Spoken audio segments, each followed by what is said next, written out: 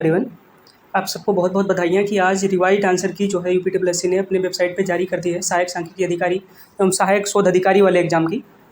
और निसंदेह ये बहुत बड़ी खुशी का मौका है आप सबके लिए, चूँकि यूपीडब्ल्यूएससी द्वारा आयोजित किसी भी एग्ज़ाम में अगर रिवाइड आंसर की किसी भी पेपर की जारी हो जाए तो इसका मतलब कि अब आपको डीबी के लिए जो रिजल्ट आने वाला है उसके लिए कमर कस लेना चाहिए, यानी अपने डॉक्यूमेंट वगैरह आप सब बराबर तैयार कर लेने चाहिए।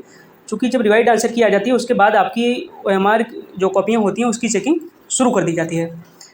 तो आज 31 अगस्त है। आज के दिन फाइनल आंसर की आपकी आ चुकी है, संशोधित आंसर की जिसको आप कहते हैं एसओ एग्ज़ाम की। 12 जुलाई को, जैसा कि आपको याद है, वो आपकी आंसर की जारी हुई थी इनिशियल वाली, और तब से लेके इतने दिनों के इंतज़ार के बाद अंततः ये आंसर की आ गई है। और इसमें एक और खुशी का मौका है कि शायद ही कोई होगा जिसके नंबर इसमें बढ़े ना होंगे। सबके नंबर बढ़े होंगे, 1-2 नंबर, मतलब मिनिमम 2 नंबर तो सबके बढ़े ही होंगे मेरे हिसाब से। बहुत सारे लोग लकी ऐसे भी होंगे जिनके 4 से 5 नंबर भी बढ़े होंगे। तो ये भी एक काफ़ी खुशी की बात है कि जो मान लो एकदम एज पे थे, जो काफ़ी परेशान थे कि मेरे 40 नंबर है, 41 नंबर है, उनके अगर 4-5 नंबर आने एवरेज बढ़े हैं तो 45-46 के आसपास पहुँच जाएंगे। तो ये भी एक खुशी की बात है। और भी इस न्यूज़ पे जो एसओ से संबंधित है मैं बात करूँगा। उसके पहले मैं आपको बता दूँ, काफ़ी लंबे समय तक मैं आपको वीडियो दे नहीं पाया। मैं बेड रेस्ट पे था काफ़ी समय तक, थोड़ी तबीयत ख़राब थी मेरी, थोड़ी क्या ज़्यादा ही ख़राब थी, और अंततः अब मैं ठीक होके आ गया हूँ। और आज ये वैसे भी बड़ी खुशखबरी का दिन है कि आपका संशोधित आंसर की आ गई है। तो पहले जैसे कि एक्सपेक्टेशन थी हमारी कि दिवाली तक शायद फाइनल रिजल्ट आ जाए, लेकिन बीच में काफ़ी लेट लतीफ़ी करी आयोग ने। बहुत सारे एग्ज़ाम इनके बकेट में थे भी कराने के लिए। तो कोई बात नहीं, इस बात की प्रबल संभावना है कि दिवाली तक ना फाइनल रिजल्ट की तो कोई संभावना नहीं है, to be very honest, Diwali तक। लेकिन डीबी के लिए जो रिजल्ट आपका जारी होना है वो दिवाली तक हो जाएगा, इसकी पूरी उम्मीद है। तो कोई भी भैया बहन अगर डीबी के लिए चुना जाता है तो वही बड़ी खुशी की बात होती है, क्योंकि अगर आपके डॉक्यूमेंट ठीक हैं और आप डीबी के लिए चुने जा रहे हैं, इस एसओ के एग्ज़ाम के परिप्रेक्ष्य में मैं बात कर रहा हूँ, तो आपके अंतिम रूप से चयनित होने की संभावना बहुत ज़्यादा है, जैसा कि मैं बार बार शुरू से ही कहता रहा हूँ। तो इसमें आयोग के सचिव के अनुसार ये जो आपका डीबी के लिए रिजल्ट है वो पीटी 2022 के एग्ज़ाम के बाद में घोषित कर दिया जाएगा एनी टाइम। तो आप अक्टूबर लास्ट तक मान के चल सकते हैं कि अक्टूबर लास्ट तक आपका डीबी के लिए रिजल्ट घोषित कर दिया जाए और नवंबर में आपकी डीबी करा ली जाए। और नवंबर में डीबी कराने के बाद किसी भी क्षण, मतलब दिसंबर लास्ट तक रिजल्ट आपका घोषित किया जा सकता है।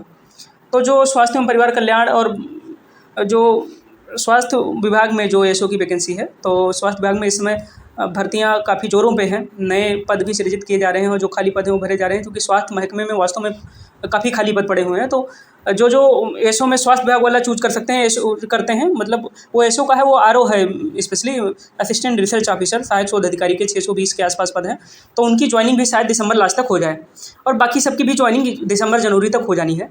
तो ऑप्टिमिस्टिक रह के हमें खुश रहना है कि चलिए देर आया दुरुस्त आया, कुछ चीज़ें आई।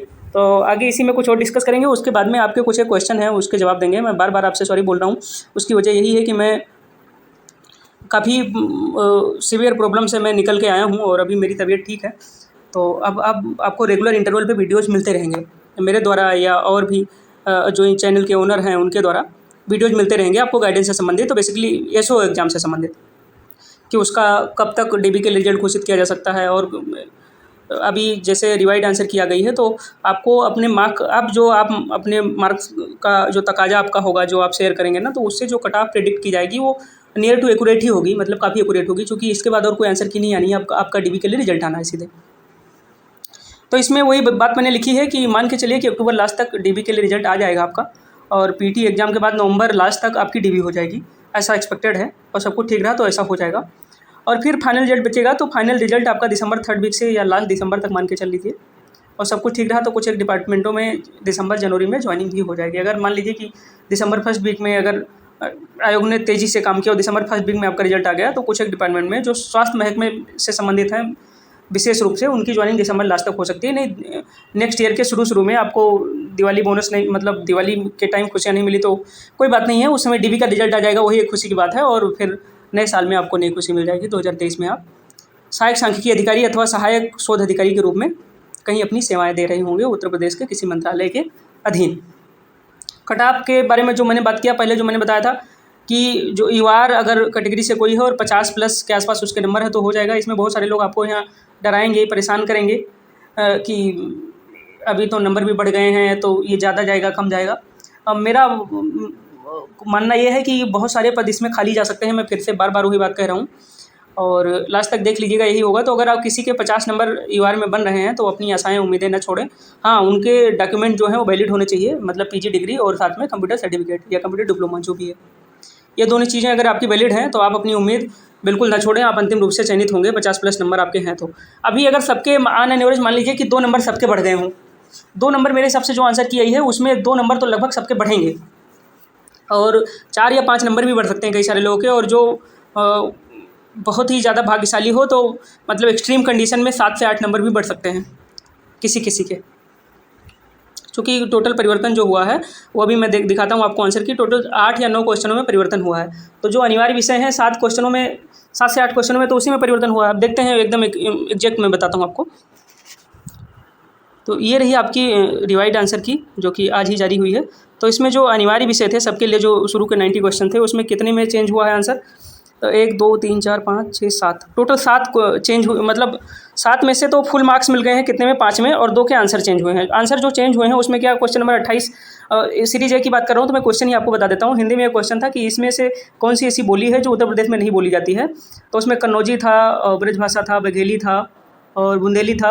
तो एक्चुअली जो अभी जो रिवाइड आंसर की के बाद आंसर आया है वो उपयुक्त सभी करके आया है कि मतलब बघेली, कन्नौजी, ब्रजभाषा, बुंदेली सब कुछ यूपी में बोली जाती है। तो पहले का आंसर पहले का आंसर ये था कि ये बुंदेली नहीं, क्या कहते हैं, बघेली नहीं बोली जाती है, लेकिन अब उसको भी मिला लिया गया है। तो ये एक चेंज हुआ है। तो बहुत सारे लोगों का ये गलत हो सकता है, कुछ लोगों का सही भी हो सकता है। और एक जो चेंज हुआ है कि 2004-5 के दौरान जो है कौन सा महाद्वीप था जिसमें जनसंख्या की वृद्धि दर सबसे ज़्यादा थी? तो इनिशियल आंसर की में उसे अफ्रीका दिखाया गया था, लेकिन जो रियल आंसर है वास्तव में सही भी है, वो 2004-5 के दौरान जो सबसे तेज़ वृद्धि दर्ज हुई थी वो एशिया महाद्वीप में दर्ज हुई थी। तो अभी उसको संशोधित करके सही कर दिए हैं। तो ये 2 क्वेश्चनों के आंसर में परिवर्तन किया गया है, और बाकी जो 5 क्वेश्चन है इसमें फुल मार्क्स दे दिए गए हैं। तो जिसमें फुल मार्क्स दिए गए हैं वो तो सबके लिए समान रूप से उपयोगी हैं। तो ऐसे लोग जिनको ये 5 क्वेश्चन जिसमें फुल मार्क मिले हैं, मान लीजिए उनके पहले ही सही थे, जो विकल्प उन्होंने लगाया था वही सही इनिशियल आंसर की में आया था, तो उनको तो कोई खास फ़ायदा नहीं मिलने वाला। तो उनको ये जो क्वेश्चन है वो हिंदी वाला और मैंने जो बताया, और ये महाद्वीप वाला है अफ्रीका एशिया जो वृद्धि दर से संबंधित है, इसमें जो भी उनका मतलब मॉडिफिकेशन के पश्चात जो भी ऐड हुआ हो या कम हुआ हो। और मान लीजिए कि किसी के इस 5 में जिसमें फुल मार्क्स मिले हैं, किसी के 2 या 3 ही ऐसे रहे हों कि उन्होंने इनिशियल आंसर के अनुसार उत्तर दिए हों, और बाकी जो फुल मार्क का उन्हें बेनिफिट मिला हो। तो ऑन एन एवरेज मान लीजिए कि 7 क्वेश्चन का आंसर चेंज या फुल मार्क्स मिले हैं क्या कहते हैं रिवाइड आंसर की में, तो मिनिमम 2 नंबर तो सबके बढ़े हैं, मिनिमम 2 नंबर सबके बढ़े हैं, और मैक्सिमम 4 से 5 नंबर भी किसी के बढ़ सकते हैं। और बाकी अब वैकल्पिक विषयों में आ जाते हैं। तो वाणिज्य में कोई चेंज नहीं हुआ आंसर में। इकोनॉमिक्स में 1 क्वेश्चन पे सबको फुल मार्क्स मिले हैं, मैथमेटिक्स में भी 1 क्वेश्चन पे सबको फुल मार्क्स मिले हैं, और गणितीय सांख्यिकी में कोई चेंज नहीं हुआ, मैथमेटिकल स्टैटिस्टिक्स में भी कोई चेंज नहीं हुआ। तो मतलब ये है कि अगर कोई इकोनॉमिक्स का है और मैथमेटिक्स का है तो उसके लिए इनिशियल आंसर की और फाइनल आंसर की में टोटल 8 क्वेश्चनों में या तो ऐसे हैं जिसमें मतलब उत्तरों में परिवर्तन हुआ है, या तो वो विकल्प बदले गए हैं या फुल मार्क्स दिए गए हैं। तो मैक्सिमम कंडीशन में इन 8 क्वेश्चनों का मैक्सिमम मान के चलिए, तो किसी का 8 के 8 हो, ऐसा हो कि शुरू में सब गलत रहा हो, अभी के हिसाब से उसको फुल मार्क्स उसमें मिल रहे हो, तो मैक्सिमम कंडीशन में 8 नंबर वो हो गए, और 8 पहले गलत उन्होंने मान के रखा था तो 2 उधर के पॉजिटिव जुड़े, जो नेगेटिव वाले पहले जुड़े थे, तो 8 तो 10 नंबर मैक्सिमम कंडीशन में बढ़ सकते हैं। ऐसे शायद ही कोई हो जिसका 10 नंबर एकाएक बढ़े, नहीं तो ऑन एन एवरेज मान के चलिए तो 2 से 3 नंबर सबके बढ़े होंगे, और जो बड़े भाग्यशाली टाइप के हैं, लकी टाइप के हैं, तो उनके बढ़ सकते हैं 4 से 5 नंबर। तो ये हुआ लेखा जोखा आंसर की वाला। तो आंसर की वाला आपने देख लिया कि किस हिसाब से कितना बढ़ घट सकता है। अब ये जो मैंने कट ऑफ यहाँ दिखाया है कि तो एवरेज मान के चलिए कि जो रिवाइड आंसर की उसमें 2 नंबर सबके बढ़े, तो फाइनल कट ऑफ में 1-2 नंबर बढ़ा लीजिए जो मैंने यहाँ एक्सपेक्ट किया है। इसमें 50 का अगर यूआर का है तो 50 से 51 कर लीजिए, 52 कर लीजिए। ओबीसी ईडब्ल्यूएस का 46 प्लस मैंने किया है तो वही 46-47 कर लीजिए। यही है, इससे ज़्यादा अंतर होने वाला नहीं है। और बस ये है कि अभी अब चूँकि रिवाइड आंसर किया गया है तो मैं बार बार आपसे कह रहा हूँ कि अब अगला आपका टारगेट ये होना चाहिए कि आप अपने सर्टिफिकेट वगैरह सब दुरुस्त कर लें। आप अपना डिप्लोमा सर्टिफिकेट जो भी कई बार है कहाँ रखती है क्या क्या, और कुछ जो भी है मतलब इससे संबंधित इश्यूज, कुछ संशोधन है या कुछ है, या किसी के सर्टिफिकेट वगैरह में नाम की कोई दिक्कत है, ये सब तो एफिडेविट बनवाना होगा। वो तो उस मोमेंट पे जब आपका डीबी के लिए रिजल्ट घोषित हो जाएगा तो एफिडेविट उसी समय बन जाएगा आपके नियरेस्ट कचहरी से, तो वो बड़ा इशू नहीं है। लेकिन अपने सर्टिफिकेट, डॉक्यूमेंट ये सब आप संभाल के रख लीजिए, क्योंकि बहुत ज़्यादा दिन नहीं लगेगा वो डीबी वाली खुशखबरी अब तक आने में। और अब आपके कुछ क्वेश्चन हैं जो मैं लूँगा, और अब जितना जैसा मेरा हो सकेगा मैं उसका आंसर देने की कोशिश करूँगा। तो आइए डायरेक्ट कमेंट सेक्शन से आपके क्वेश्चंस लेते हैं और उनके उत्तर देने की कोशिश करते हैं। दिव्या यादव बहन का है कि रिवाइड आंसर की आ गई है, अपलोड हो गई है, अभी अभी इन्होंने कमेंट किया है। Final when will the result be published? Result का यही है बहन कि मान लीजिए कि जैसे ही पीटी 2022 हो जाता है उसके जस्ट बाद में इसका डीबी के लिए रिजल्ट घोषित किया जा सकता है, तो अक्टूबर लास्ट तक मान के चलिए। उसके बाद में अगला जो क्वेश्चन है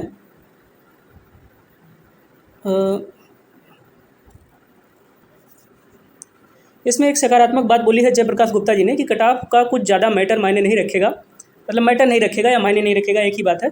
इस भर्ती में डॉक्यूमेंट का मुख्य रोल होगा। मैं भी इससे सहमत हूँ इनके बात से कि अगर किसी के डॉक्यूमेंट वगैरह दुरुस्त हैं, यूआर कैटेगरी का ही 50 नंबर के आसपास उसके आ रहे हैं, तो वो अंतिम रूप से चयनित हो जाएगा, ऐसा मेरा मानना है। इसमें फिर एक क्वेश्चन प्रीति कुलश्रेष्ठ बहन का है कि जो इन्होंने एक सवाल पूछा था एफिडेविट के संदर्भ में, तो इन्होंने अगला सवाल पूछा कि वो किसके नाम पे बनेगा, तो वो आप यूपीडब्ल्यूएससी जो आयोग है उसके अध्यक्ष के नाम पे बनवा लीजिएगा। वहाँ जब आप लिखेंगे तो अध्यक्ष उत्तर प्रदेश अधीनस्थ सेवा चयन आयोग, वो हिंदी में बनाते हैं यूजुअली, हिंदी या इंग्लिश किसी भाषा में बनवा सकते हैं, पर ये यूपी में हिंदी वाला ज़्यादा हिसाब किताब है ना, तो आप हिंदी में अगर बनवाएंगे तो वहाँ अध्यक्ष उत्तर प्रदेश अधीनस्थ सेवा चयन आयोग के नाम से बनवा लीजिएगा एफिडेविट। अगला सवाल है इसमें विवेक सिंह चौहान भैया का कि नेक्स्ट एसओ की वैकेंसी कब आएगी, तो ये जो पीटी 2022 होने वाली है इसी के थ्रू 450 के आसपास वैकेंसी आने वाली है एसओ की, पर वो 2023 में ही आएगी। अब अगला सवाल है वो विकास अग्रवाल भैया का है कि एसओ पोस्ट प्रेफरेंस पे एक वीडियो बनाइए, पोस्ट अलॉटमेंट कैसे होगा। तो पोस्ट अलॉटमेंट का डीबी के समय एक वो लेटर देंगे कि उसमें डिपार्टमेंट चूज करना रहेगा, उसमें डिपार्टमेंट वाइज मेरे हिसाब से जैसा होने वाला है कि डिपार्टमेंट वाइज उसमें 1 2 3 4 ऐसे पूरा क्रम देना रहेगा, जो पूरे 9 डिपार्टमेंट के लिए आई थी वैकेंसी। मैं कन्फ्यूज हो रहा हूँ, 9 या 7 डिपार्टमेंटों के लिए थी, जो भी हो मान लीजिए, तो उसमें उनका वरीयता क्रम देना रहेगा कि कौन सी किस डिपार्टमेंट को आप नंबर 1 पे रखते हैं, कौन से को 2 पर रखते हैं, कौन से को 3 पर रखते हैं, फिर आपके मार्क्स के हिसाब से अलॉट हो जाएगा। फिर आकाश वर्मा भैया का सवाल था कि सर डीबी के लिए कौन कौन से डॉक्यूमेंट लगते हैं।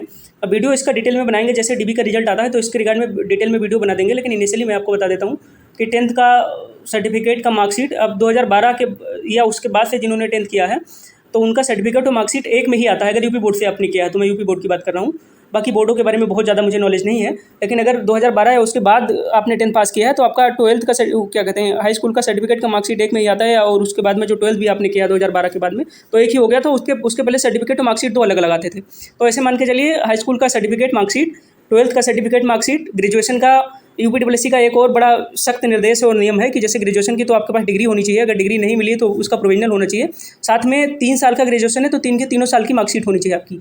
मतलब ध्यान रहे आपकी केवल कंबाइंड मार्कशीट से काम नहीं चलता, 3 के तीनों सालों की मार्कशीट आपके पास होनी चाहिए, इस बात का ध्यान रखिएगा। जैसे या 6 सेमेस्टर का आपका है तो पूरे 6 सेमेस्टर की ओरिजिनल मार्कशीट आपके पास होनी चाहिए। बाद में फोटोकॉपी वगैरह तो उसकी लेते ही हैं, तो किसी के ने यूनिवर्सिटी से अगर ऐसा नहीं लिया कंबाइंड लेके रखा हुआ तो अभी बहुत समय है, आप वो ले लीजिए सेपरेट सारे सेमेस्टर्स की। अगर सेमेस्टर सिस्टम में आपका ग्रेजुएशन है या ईयर वो सिस्टम में है तो तीनों ईयर का मार्कशीट आपका होना चाहिए। तो ये ग्रेजुएशन हो गया, ग्रेजुएशन का डिग्री प्लस मार्कशीट, और या प्रोविजनल अगर है डिग्री के प्लेस पे तो वो भी चलेगा, लेकिन बाद में उसको सबमिट करना पड़ता है।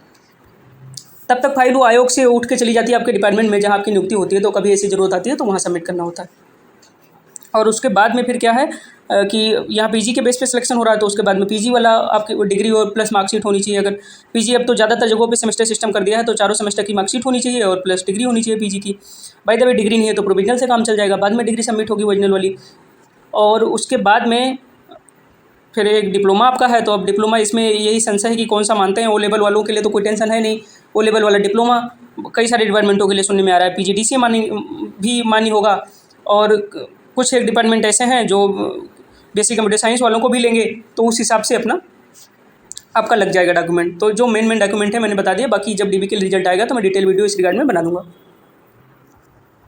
इसमें फैशन बोर्ड करके किसी का अकाउंट है, तो उन्होंने पूछा है कि मुझे मेडिकल कैसे होता है ये समझ नहीं आ रहा है, स्पेशली फीमेल मेडिकल में क्या क्या टेस्ट होता है। देखिए बहन, इसमें टेस्ट मतलब मेडिकल का कोई इशू नहीं होता। मेडिकल में जब आप जिस डिपार्टमेंट में आप ज्वाइन करने जाते हैं, मेडिकल सर्टिफिकेट का तो मतलब यूपीडब्ल्यूएससी से कोई लेना देना नहीं है आपके डीबी के बाद। जब आप जिस डिपार्टमेंट में जाते हैं वहाँ ज्वाइन करने के लिए, तो आप जिस दिन आपका ज्वाइनिंग होता है ना उस डिपार्टमेंट के अंदर, तो वहाँ एक उनका होता है एक फिटनेस टेस्ट का लेटर होता है। उसको आपका जो जिला अस्पताल है, आप जिस भी ज़िले से हैं, जैसे यूपी में हर ज़िले में एक जिला अस्पताल है, तो वहाँ से उनका निर्देश होता है कि यहाँ से अपना वो जो फिटनेस चेक करा के आइए। उसमें कुछ चीज़ें होती हैं जैसे हार्ट बीट और ये सारी चीज़ें, 10-12 तरह के टेस्ट, और वही सबमिट करा के मतलब चेक करा के और वही कागज़ वहाँ सबमिट करना होता है। वहाँ फिजिकल आपका डिपार्टमेंट में कोई टेस्ट नहीं होता है, तो वो कोई या आर्मी और पुलिस टाइप का कोई इसमें मेडिकल नहीं होता है, तो इसके लिए आप अस्वस्थ रहिए। फिर इसमें अगला सवाल आकांक्षा गुप्ता जी का है कि डीबी के लिए कौन कौन से डॉक्यूमेंट लगेंगे। तो अभी मैंने ऊपर ही बताया है। उसके बाद में जैसे ही मैं फिर से आपसे प्रॉमिस कर रहा हूँ कि जैसे ही डीबी के लिए रिजल्ट आएगा तो मैं डिटेल में एक डिटेल वीडियो बना दूंगा। चूँकि यूपीडब्ल्यूएससी के कई सारे एग्जामों के लिए मैंने डीबी करवाया है, तो मुझे ये पता है कि किस तरह से, जैसे मैंने आपको मार्कशीट वाला सिस्टम उनका बताया ना कि कई बार होता है कि आपकी कंबाइंड मार्कशीट है ग्रेजुएशन की, तो वो कंबाइंड नहीं मानते, फिर वहाँ पे एक आपसे एफिडेविट वो लिखवाते हैं, एक लेटर वो देते हैं, उसमें लिखाते हैं कि जब तक मैं ये सबमिट नहीं करूँगा तब तक मेरा प्रोविजनल माना जाएगा। तो अभी आपके पास बहुत समय है। आप अपने अगर ग्रेजुएशन वाली हर ईयर की या हर सेमेस्टर की आपके पास मार्कशीट नहीं है तो ये एक टेक्निकल पॉइंट है, वो आप ले लीजिए अपनी यूनिवर्सिटी से, कॉलेज से, जहाँ से भी हो। और बाकी जो भी है 10th 12th ग्रेजुएशन हो गया और प्लस पीजी हो गया, इन सब का सर्टिफिकेट और मार्कशीट दोनों। और डोमिसाइल अगर यूपी के हैं, अगर रिजर्व कैटेगरी के हैं तो आपकी डोमिसाइल भी लगेगी, ये ध्यान रहे। और बाकी रिजर्व कैटेगरी के हैं तो उनका कैटेगरी सर्टिफिकेट लगता ही है। यूआर कैटेगरी में आप पूछेंगे कि उसमें भी डोमिसाइल लगता है क्या, तो जो यूआर वाले हैं उनके लिए डोमिसाइल मैंडेटरी नहीं है, आप देना चाहें दे दें, ना देना चाहें तो कोई बात नहीं है। ये लव कुमार भैया का सवाल है कि अगर एमए इकोनॉमिक्स ओपन यूनिवर्सिटी से किया है लेकिन ग्रेजुएशन में इकोनॉमिक्स नहीं है, वो लेवल भी है, तो कोई इशू नहीं है इसमें। चूँकि पूरा विज्ञापन आप पढ़िए तो वहाँ कहीं भी नहीं लिखा हुआ है कि यहाँ बीएससी में या बीए में, मतलब ग्रेजुएशन में कौन से सब्जेक्ट का कॉम्बिनेशन होना चाहिए, क्या होना चाहिए। बस उन्होंने कहा है कि मास्टर डिग्री आपका फला सब्जेक्ट में होना चाहिए, तो आपकी मास्टर डिग्री है उस सब्जेक्ट में तो कोई इशू नहीं है, और वो लेवल भी है, तो सोने पे सुहागा है। और आपने ओपन से किया है या आपने रेगुलर किया है, उससे कोई फ़र्क नहीं पड़ता, तो ये मान्य होगा बिल्कुल लव कुमार जी। इसमें अगला एक मतलब बहुत अच्छा अप्रिसिएशन है, मैं बड़ा थैंक यू बोलूँगा ऋचा लेरी जी को। इन्होंने कहा मैं डेली एक बार आपका चैनल देखती हूँ, thank you so much, thank you. अगला सवाल अनु दीक्षित जी का है कि किस चीज़ का एफिडेविट बनवाना है। एफिडेविट के बारे में मैंने बताया कि अगर किसी आपके सर्टिफिकेट में, मान लीजिए 10th का है, 12th का है या ग्रेजुएशन का है, उसमें नाम की कोई गलती है या किसी भी तरह की कोई माइनर मिस्टेक है, तो और उसमें आपने सुधार के लिए दे रखा है, या अब ऐसा होगा कि 10th में अगर कोई, मान लीजिए कि आपने 2010 में 12 में ऐसे 10th किया है, तो आप शायद उसके मार्कशीट में सुधार हो भी ना पाए और आप उस समय आपको ध्यान रहा नहीं, तो वो उसके लिए फिर एफिडेविट बनवाना होता है कि मेरे फला सर्टिफिकेट में कुछ गलती है, क्या है। तो वो पूरा पॉइंट वाइज आप कचहरी में जब जाएंगे ना, तो वो पॉइंट वाइज पूरा बता देते हैं इस चीज़ को कि हाँ यहाँ ऐसे ऐसे है, ये आपकी चीज़ें हैं, उनको बताएंगे तो बना देते हैं। तो एफिडेविट उसी रिगार्ड में है कि आपके सर्टिफिकेट में कहीं कोई कमी है, अगर कुछ भी नाम को लेके या किसी भी चीज़ को लेके, तो वहाँ एक एफिडेविट, एक शपथ पत्र आप बनवा देते हैं कि ये वाला, जैसे मान लीजिए किसी के नाम में कमी है 10th के सर्टिफिकेट में, लेकिन वो उसका ओरिजिनल वाला कुछ अलग है और अब वो चेंज भी नहीं हो सकता, तो एफिडेविट बनवाते हैं कि मेरा ओरिजिनल वाला नाम ये है, गलती से मेरे वाला सर्टिफिकेट में ये छप गया है, तो मेरा ओरिजिनल ये समझा जाए, ये माना जाए, ये पढ़ा जाए। इस टाइप का होता है एफिडेविट। तो अगर आपके डॉक्यूमेंट सारे सही हैं, उसमें कहीं कोई दिक्कत नहीं है, तो आपको किसी तरह के कोई एफिडेविट की ज़रूरत नहीं है। इसमें वी शुक्ल जी का सवाल है, एफिडेविट किसके नाम पे बनेगा भाई? भैया एफिडेविट आप बनवा लीजिएगा अध्यक्ष उत्तर प्रदेश अधीनस्थ सेवा चयन आयोग के नाम से। अगला सवाल आकांक्षा गुप्ता जी का ही है, sir SO grade B job है या ग्रेड सी? देखिए कोई भी जॉब जो है 4200 ग्रेड पे या उससे नीचे वाली ग्रुप सी के अंदर ही है। अब तो ज़्यादातर ग्रुप डी वाली जो जॉब थी उनको भी ग्रुप सी में प्लेस कर रहे हैं, जैसे वो एसएससी का एमटीएस आपने सुना होगा, तो अब वो ग्रुप सी जॉब हो गई इस तरह की। तो 4200 ग्रेड पे या उससे नीचे की जो भी जॉब्स हैं वो अभी फिलहाल उत्तर प्रदेश सरकार में ग्रुप सी के अधीन आती हैं, ग्रुप सी नॉन गेस्टेड, तो ये ग्रुप बी नहीं है। एंड डीबी के लिए प्लीज़ इंपॉर्टेंट डॉक्यूमेंट बता दीजिए। डीबी के लिए जो इंपॉर्टेंट डॉक्यूमेंट वाला वीडियो है मैं डिटेल में बनाऊंगा जैसे ही डीबी का रिजल्ट आ जाएगा। और उसके पहले मैंने अभी बता दिया, आपने अभी वीडियो ध्यान से सुना होगा कि इतने डॉक्यूमेंट आप रेडी रख लीजिए।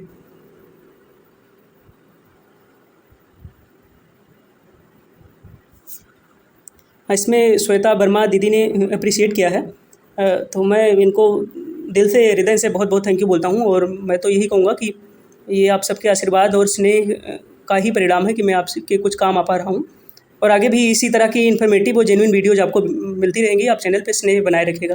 Thank you so much. ये विनय बाबू जी का सवाल है कि सर ये बताइए असिस्टेंट अकाउंटेंट अच्छा है सो? ये बड़ा कठिन सवाल होता है और ये आपसे बेहतर कोई आपको ये चीज़ बता नहीं सकता है। तो मतलब आप थोड़ा अपने सराउंडिंग में पता कीजिए। एक्चुअली जब आप किसी से ऐसे सवाल पूछते हैं कि कौन सा अच्छा है ना, तो मोस्ट केस ऐसा होता है कि आपको आपके मन में कुछ ना कुछ परसेप्शन कुछ चीज़ों को लेके होता है। नहीं तो अभी असिस्टेंट अकाउंटेंट का जो 2800 ग्रेड पे की जॉब है और ये जो है एसओ 4200 की है, तो इस रिगार्ड में देखें तो एसओ उससे आगे है। लेकिन अब शायद असिस्टेंट अकाउंटेंट के संबंध में कुछ और बातें आपको पता होंगी किसी भी सोर्स के थ्रू, तो इसलिए आप इसको कंपेयर कर रहे हैं। बाकी आज के दौर में जॉब आप कंपेयर मतलब कंपैरिजन का कुछ समझ में आता नहीं है मेरे हिसाब से, तो इसमें आपका निर्णय जो है वही अधिमान्य होगा। मेरे हिसाब से तो ग्रेड पे के हिसाब से देखें तो एसओ ठीक है, और बाकी रिगार्ड में कोई अकाउंटेंट हो उससे आप पता करें तो वो ज़्यादा बेहतर बता पाएगा आपको। ये अगला एक सवाल है गरिमा विवेक जी का। सवाल अच्छा है कि अगर डिग्री डिप्लोमा सब में मार्क्स सेम है तो ज़्यादा एज वाले व्यक्ति को प्रेफरेंस मिलती है। ये वैसे तो ऐसे केसेस बड़े रेयर ही आते हैं, लेकिन अगर हाँ आते हैं तो अगर मान लीजिए कि किसी की एज 25 साल हो, किसी की एज 30 साल है और डिग्री डिप्लोमा सब कुछ सेम है, मार्क्स सेम है, कहीं कोई दिक्कत वाली बात मतलब सब कुछ सेम है अगर, तो जिसकी एज ज़्यादा है उन्हें प्रेफरेंस मिलती है, ये सही बात है। इसमें फिर अमित कुमार भैया जी ने एक इन्फॉर्मेशन दिया है। मैं इनके इन्फॉर्मेशन की मतलब पुष्टि नहीं करता, लेकिन अगर सही है ऐसा आप अपने सोर्सेज से वेरीफाई करें। और सोर्सेज से क्या है तो ओपन बात है, कहीं गूगल वगैरह पे मिल जाएगा। इन्होंने लिखा है कि लास्ट टाइम जब एसओ की वैकेंसी आई थी यूपीपीएससी के थ्रू, तो 1250 कैंडिडेट को बुलाया गया था, लेकिन उसमें सेलेक्ट हुए अंतिम रूप से 135 केवल, तो हाफ वैकेंसी भी फिल नहीं हो पाई थी। तो इनके कहने का मतलब है 904 वैकेंसी बहुत हैं और कट ऑफ काफ़ी कम जा सकती है। इनका कहने का मतलब ये है, ये मेरा भी यही सेम मानना है कि कट ऑफ कम जाएगी। अगला सवाल इरफान जी का है कि एसओ के लिए जब मैं फार्म अप्लाई कर रहा था, शायद ऐसे सवाल कई सारे लोगों के हों, मैंने 2-3 लोगों के और ऐसे सेम सवाल देखे हैं अपने कमेंट सेक्शन में, कि जब एसओ का फार्म अप्लाई किया था तो उस टाइम ओ लेवल और पीजीडीसीए दोनों डिप्लोमा थे, लेकिन पीजीडीसीए को अप्लाई कर दिया, मतलब उसका डिटेल भर दिया, इनके कहने का मतलब है। और ओ लेवल भी है और डीबी में ओ लेवल लगाना चाहता हूँ, तो अब क्या होगा? तो इसका कोई दिक्कत नहीं है, आप एक एफिडेविट लगवाएंगे और ये बातें जो अभी आपने यहाँ लिखी है उसमें वो लिखेंगे आप, और डीबी के टाइम वो चीज़ लेके जाएंगे, वो डॉक्यूमेंट, और जब वो सर्टिफिकेट आपके सबमिट कराते हैं ना, तो वहाँ ओ लेवल वाले सर्टिफिकेट सबमिट कर देंगे, तो कोई इशू होने वाला नहीं है। करिश्मा सिंह जी का सवाल है, सर डीबी में एप्लीकेशन फॉर्म भी ले जाना होगा क्या? अगर आपके पास है तो ले जाइए, बहुत अच्छा है, अगर नहीं है तो उसकी कोई खास ज़रूरत नहीं होती है। इसके पहले मैंने 2 डीबी कराई है यूपीडब्ल्यूएससी में, और एक भी बार मैं ये लेके गया नहीं था एप्लीकेशन फॉर्म, क्योंकि 2019 की वैकेंसी है, बड़ा कॉमन सेंस है, कितने सारे लोग वो मतलब उस समय लिए नहीं होंगे, या लिए तो कहाँ रख दिए कुछ पता नहीं है। तो अगर आयोग को ज़रूरत होगी इस चीज़ की तो वो फिर से ओपन करेगा, चूँकि उनके पास पूरा डेटा है, तो वो ओपन करेंगे, फिर से डाउनलोड करने का विकल्प देंगे। अगर नहीं है ज़रूरत तो फिर कोई बात नहीं है, अगर आपके पास है तो लेते जाइए, वहाँ मांगते नहीं है इस चीज़ को, मैं आपको बताऊँ। ये एक वैल्यूएबल कमेंट है, पवन गोस्वामी जी ने कमेंट किया था कि 2004 और 5 के दौरान हाईएस्ट पॉपुलेशन ग्रोथ जो है वो एशिया में हुई थी, और जबकि आयोग में उत्तर अफ्रीका दिया गया है। पवन जी आपके इस कमेंट को रिगार्ड किया है आयोग ने भी, मतलब जो भी कमेंट क्या ऑब्जेक्शन फाइल हुआ था इस क्वेश्चन पे कई सारा, और आयोग ने रिगार्ड किया है, और आयोग ने उत्तर बदला है, अफ्रीका से अब इसको एशिया कर दिया गया है। अगला सवाल है ज्योति नेहरा जी का, और ये इनका ही क्या बहुत सारे लोगों का सवाल है कि अगर कंप्यूटर साइंस बीएससी में किसी ने लिया है, ग्रेजुएशन में 2 साल कंप्यूटर साइंस पढ़ा है, तो क्या वो लेवल के इक्विवेलेंट होगा? मैक्सिमम लोगों का ये सवाल है, और ऑनेस्टली कहें तो आयोग को भी इस बारे में बहुत ज़्यादा कुछ पता नहीं है, लेकिन कुछ एक सूत्रों से यही है कि इस बार ये चीज़ें मानी जाएंगी, मतलब अब पीजीडीसीए भी लिया जाएगा कुछ एक डिपार्टमेंट के लिए, और बेसिक कंप्यूटर साइंस जो है वो भी माना जाएगा कुछ एक डिपार्टमेंटों के लिए, सारी डिपार्टमेंटों के लिए नहीं। फिर आगे देखते हैं होता है क्या। एक बड़ा मज़ेदार सवाल है, ऐसे सवाल एक्चुअली दिन बना देते हैं। योगेंद्र शर्मा भैया का सवाल है कि मैं, और बड़ा सिंपल सा इसका आंसर है, लेकिन पहले मैं पढ़ देता हूँ। सर मेरे सवाल का आंसर नहीं किया आपने, लास्ट वीडियो में पूछा था, यूनिवर्सिटी डिटेल गलत फिल हो गई है साइबर वाले से, तो क्या किया जा सकता है अब, या साइबर वाले की कुटाई की जाए, प्लीज़ बताइए। ऐसा कुछ नहीं करना शर्मा जी आपको, एक्चुअली ये जो गलत फिल हो जाती है इसके लिए क्या है कि एक एफिडेविट बनवा लीजिए, खैर उस एफिडेविट की ज़रूरत भी नहीं होगी, लेकिन अपने सहूलियत के लिए बनवा लीजिए आयोग के अध्यक्ष के नाम से कि मेरा जो है फला सर्टिफिकेट का डिटेल जिसका भी गलत भर गया होगा, तो फॉर्म ऑनलाइन अप्लाई करते समय ये भर गया था गलती से, जबकि ये सही ये है, तो इसे ये माना या ये पढ़ा जाए। जब आप एफिडेविट बनवाएंगे तो इसमें ये चीज़ लिखी जाती है, तो जब आप डीबी कराने जाएँ तो वहाँ वो लेके जाएँ और सबमिट कर दें। खैर वो मांगते भी नहीं है, लेकिन अपने सहूलियत के लिए आप बनवा लें, इतने कमी से आपका जो कैंडिडेचर है वो निरस्त नहीं किया जाता है। तो शर्मा जी खुश रहिए, कोई दिक्कत वाली बात नहीं, कुटाई उटाई कभी भी बेहतर ऑप्शन नहीं होता इन सब चीज़ों के लिए। होप सो आपके सवाल का उत्तर आपको मिल गया होगा, मतलब ये कोई बड़ा इशू ही नहीं है, एक एफिडेविट बनवाइए और आपका काम हो गया। अगला सवाल अन्नपूर्णा पांडे जी का है कि मेरे कुछ एकेडमिक सर्टिफिकेट में कुमारी है, कुछ में नहीं है, तो डीबी में कुछ प्रॉब्लम होगी।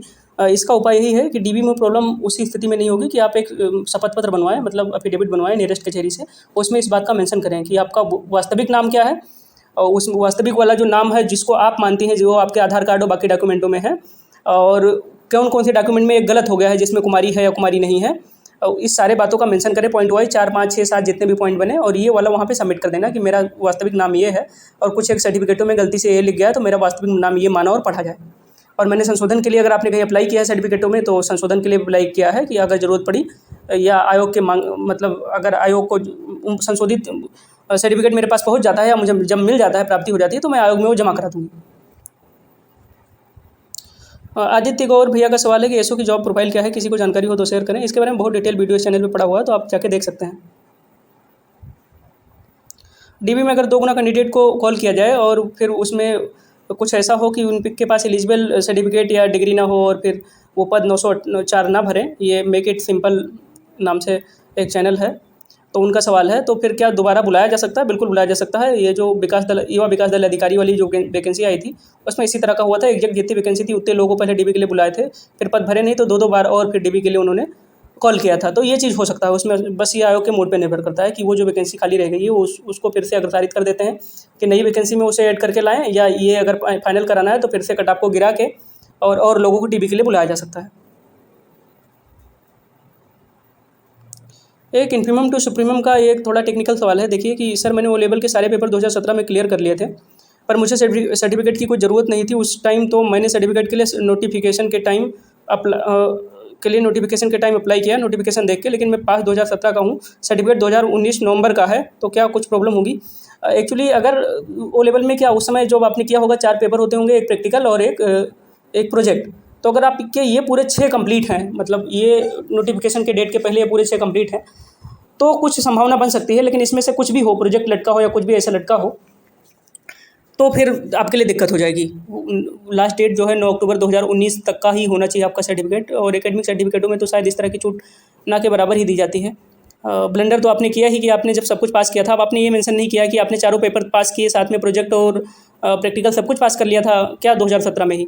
तब तो इतना लंबा लटकाना ही नहीं चाहिए था कि आपको 2019 में सर्टिफिकेट की ज़रूरत पड़ी। और खैर अगर कुछ भी बाकी रह गया होगा और उसके बाद में आपने अप्लाई किया तो फिर प्रॉब्लम हो जाएगी। लेकिन आपने पूरे 6 पेपर पास करके रखे हुए हैं, तो उसमें मेंशन भी होता है कि कौन से सेशन में आपने पास किया, तो शायद फिर वो मान लिया जाए। तो वो फिर आयोग की विवेक पे निर्भर करता है कि वो मानते हैं नहीं मानते हैं, लेकिन मिस्टेक तो आपसे हुई है। अगला सवाल जो है जूही सक्सेना बहन का है कि भैया ये बताएं कि मेरा पीजी 2019 में कंप्लीट हो गया था, मार्कशीट 2019 की है, बट डिग्री अभी आई है, कोई प्रॉब्लम नहीं है? दी मैक्सिमम यूनिवर्सिटी जो है वो मार्कशीट, जैसे आपने पता चले कि 2019 में आपका पीजी कंप्लीट हो गया जून जुलाई में, तो मार्कशीट लास्ट वाली होगी 4th सेमेस्टर की, उस समय की होगी, या सेकंड ईयर या 4th सेमेस्टर जो भी है, ईयर या सेमेस्टर सिस्टम जिस तरह से हो। लेकिन डिग्री आमतौर पे जो मिनिमम है, जो टेक्निकल इंस्टीट्यूशंस हैं, मतलब क्या कहते हैं, आईआईटीज हो गए, एनआईटीज हो गए, ये विदिन 1 ईयर दे देते हैं डिग्री। बाकी तो यूनिवर्सिटी जो है आमतौर पे 2-2 साल, 3-3 साल, 4-4 साल लग जाता है डिग्री देने में, तो वो कोई इशू नहीं है। आपका जो फाइनल ईयर की मार्कशीट है या अंतिम सेमेस्टर की मार्कशीट है, उसकी जो लास्ट डेट है पास करने की जो आपकी आ गई है, अगर वो 9 अक्टूबर 2019 के पहले का है तो कोई इशू नहीं होगा। आपके पास प्रोविजनल एक होना चाहिए। डिग्री अभी आई है तो डिग्री में तो आमतौर पे यही होता है कि उस डेट उसमें बात की होती है। बस आपका जो चारों सेमेस्टर आपने पास कर लिया, अगर सेमेस्टर सिस्टम रहा हो आपका पीजी, तो वो उसकी डेट 9 अक्टूबर 2019 के पहले होनी चाहिए। बाकी डिग्री वाले डेट बहुत ज़्यादा मायने नहीं रखेगी, इसलिए कि डिग्री बहुत सारे लोगों को 3-3, 4-4 साल बाद मिलती है। मोक्षिता सक्सेना जी का सवाल है, इन्होंने जब अप्लाई किया था अपना फार्म, तो मतलब दूसरे कंप्यूटर सर्टिफिकेट के जगह पे जो है और ही कुछ कंप्यूटर सर्टिफिकेट की डिटेल फिल हो गई, और जबकि इन्होंने कहा कि इनके पास दोनों था, तो कोई इशू नहीं होगा। इसके लिए एफिडेविट एक बनवा लीजिएगा कि गलती से फिल हो गया था, क्योंकि मैं दोनों योग्यता धारित करती हूँ और मेरा ये ओरिजिनल सर्टिफिकेट ये वाला माना जाए डीबी के समय। और कई बार तो इसकी ज़रूरत भी नहीं पड़ेगी डीबी के समय, आप ये नया वाला सबमिट करें जो आपके पास हो, बस उसकी डेट जो है 9 अक्टूबर 2019 के पहले की होनी चाहिए, बस ये ध्यान रखें। तो इस तरह से आप इस वीडियो को हम कंक्लूड करते हैं यहीं पे, और होप सो कि कुछ आपको जानकारी मिली होगी। वीडियो थोड़ा लंबा हो गया है, उसके लिए सॉरी। आप भगा भगा के देख सकते हैं या 2x वाली स्पीड करके देख लीजिए। और अब इस रिगार्ड में और कोई अपडेट होता है, फर्दर कोई डेवलपमेंट होता है इसमें, तो हम एसओ के एग्ज़ाम के रिगार्डिंग तो आपको अपडेट करता रहूँगा मैं। और आप चैनल के साथ बने रहिए, पढ़ते रहिए, लिखते रहिए, खुश रहिए, मुस्कुराते रहिए। Thank you for watching.